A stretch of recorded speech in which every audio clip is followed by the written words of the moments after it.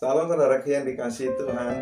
Waktu kita melihat seseorang makan makanan yang enak, atau kita melihat tontonan tentang masakan-masakan yang enak, eh, tentu kita ingin menikmatinya. Tetapi pertanyaannya adalah, apakah dengan kita melihat, dengan kita menonton, dengan kita mendengar, perut kita menjadi kenyang? Tentu tidak. Lalu bagaimana caranya supaya perut kita bisa menjadi kenyang dengan kita melihat tontonan yang menampilkan makanan yang enak itu? Caranya adalah dengan kita memasaknya sendiri, lalu kita nikmati, kita makan, maka perut kita akan menjadi kenyang. Nah, demikian juga dengan kerohanian kita, saudaraku yang dikasihi Tuhan. Seringkali banyak orang tidak bisa berubah hidupnya, banyak orang tidak berubah karakternya, karena hanya suka mendengar khotbah, hanya suka melihat firman Tuhan disampaikan, tetapi tidak mau datang langsung kepada Tuhan. Jadi itu mengapa orang tidak berubah.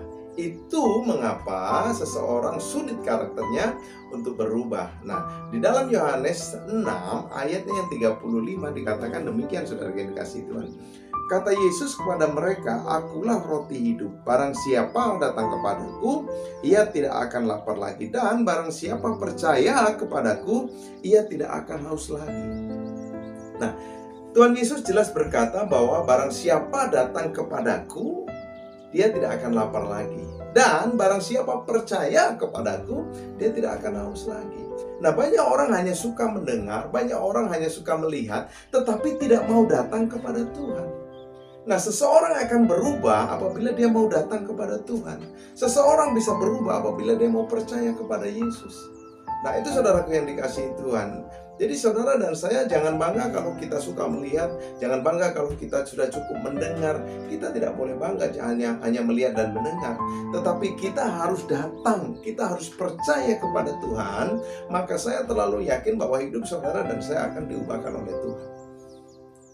Nah, inilah menjadi kunci kenapa kita bisa kenyang, kenapa kita bisa terpuaskan.